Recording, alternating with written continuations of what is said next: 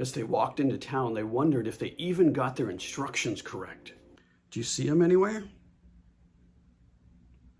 There he is.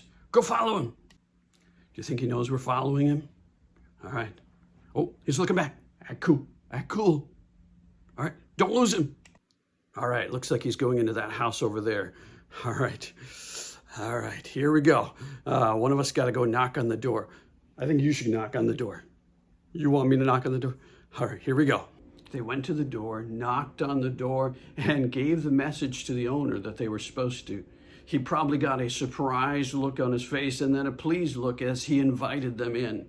If you're wondering what that story is, that is a story from Luke chapter 22 where Jesus sends Peter and John into Jerusalem to go and make preparations for what would become the Last Supper. He tells them to go into town and find a guy with a water jug, follow him, and when he goes into a house, go to the owner and give them the message that the teacher wants to eat the supper at that place. And he has a room prepared. There's a room already furnished for the event. It's an exciting story, but it has many lessons for us. I just want to give you a couple. The first lesson is very basic, but super important. If you want God to speak to you, you've got to be in relationship with Jesus. You've got to focus on that relationship. And I'm not just talking about that initial conversion experience. I'm talking about an ongoing friendship with Jesus. Peter and John were in that relationship. And because they were in that relationship, Jesus could speak to them and send them on this exciting adventure of following this guy into town. And I want to encourage you, focus on your relationship with Jesus.